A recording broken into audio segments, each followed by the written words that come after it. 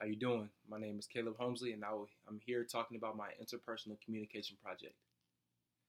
A little something about how this is going to go. Start with my introduction, then go to my overarching goal. Then I'm going to move to my behavioral blend background, my communication barriers, resources and strategies, action plan, and then finally my conclusion. Let's get started. What is interpersonal communication? For me, it's the type of communication that happens whenever two people are involved and they talk and listen to each other. Any interaction that you have amongst each other, I feel like is interpersonal communication, and it's always growing. Anytime you sit there have a genuine conversation with someone, your interpersonal communication is growing. I just want to let you guys know about my life verse. It comes out of Proverbs. Trust in the Lord with all your heart, and do not lean on your own understanding. In all your ways, acknowledge Him, and He will make straight your paths. I try to live through this in my daily life every single day. Anything that I do, I think that God leads us. He sends us down these paths. He sends us through these trials and tribulations that He wants us to get over the hump to see the clear view at the other end. So I try to go day by day of reading this in the morning and really marinating on it and try to get through my day. My overarching goal is to become an overall better listener. I think for me to be effective in any relationships, this must improve. I think I do a pretty good job at listening, but there's times where I wish I would listen a little bit more and heard what that person has said so that I could work things out and help them get through things, or even help our relationship grow. I think that by doing this, it will help me keep and build trust in my friendships and relationships. Behavioral blend. We took the Uniquely You survey, and in my Graft 1, this is expected of me. I graded out as the IDS or ISD. People would expect me to be direct, inspiring, and serving, which I understand is the way that I'm so outgoing and how I live my life. It's easy for me to explain what you don't tend to be opposed to or what you feel people want me to be. I'm not concerned with researching details. I tend to be demanding, influence, and supporting. For me, I view myself as a leader.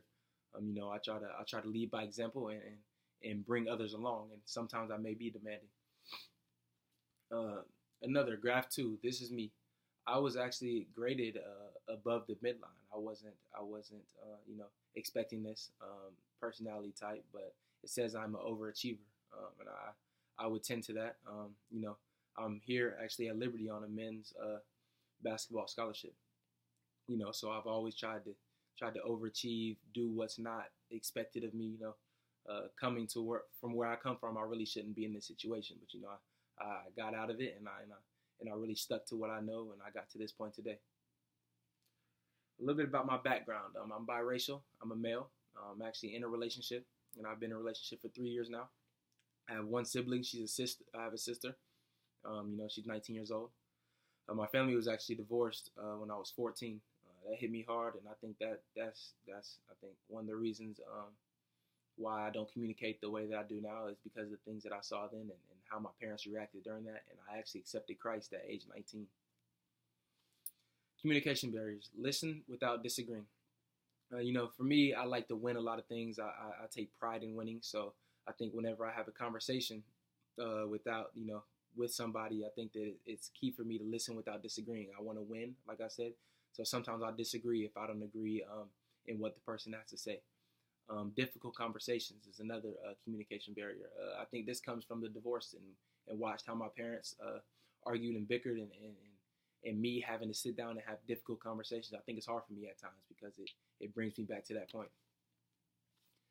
Selective listening. This is big for me. This is really key that I need to lock in and fix. I tend to listen and be detailed the only things I want to hear, and that's something that has got me in trouble in the past with past relationships. Self-disclosure. This definitely comes from my past and how I was raised. I'm not the type of person to disclose my feelings, to tell you how I feel, what I'm going through, and I think that has something to do with the divorce and how I saw my parents communicate. They didn't really self-disclose much as well, and I think that definitely has something to do with the way I was raised. Listen without defending. This is another key to becoming more of an effective listener like I want to be. I think that it's easy for me to defend myself because, like I said, I want to win any conversation. If it's going the wrong way and I feel threatened, I'm going to defend myself at any time. But sometimes you just got to sit there, bite your tongue, and keep going. Resources and strategies. In Peterson in the book, I think he did a good job at having strategies and to get through your everyday things. Like I said, with being a more effective listener. As a listener, try to keep from drifting away on your own thoughts. I think this is big for me.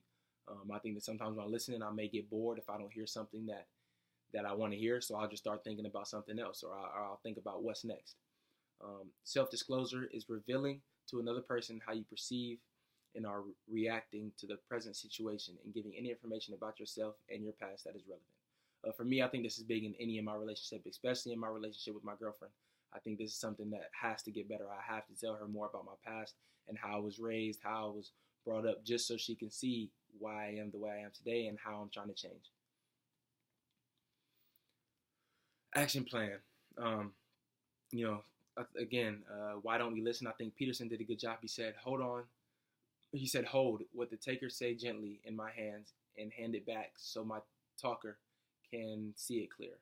I think for me, this is perfect. I'll sit here, I'll analyze what they have to say, and I'll give it back.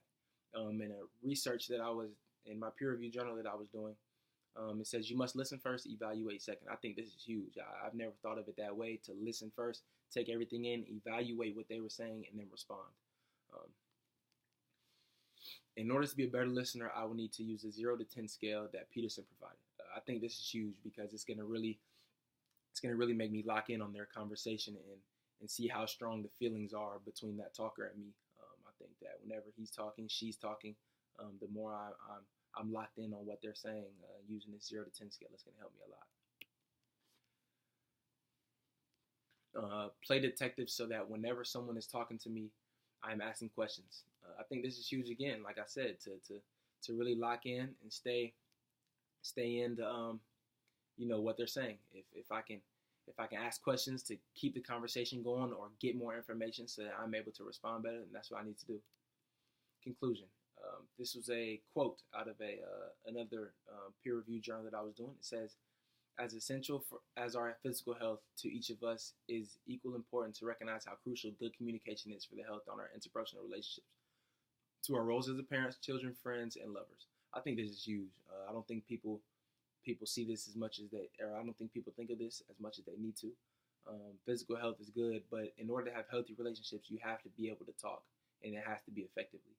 And that comes from both people being able to listen effectively and also communicate effectively. However you feel, it has to be able to come out effectively. Thank you for your time, and I hope you like it.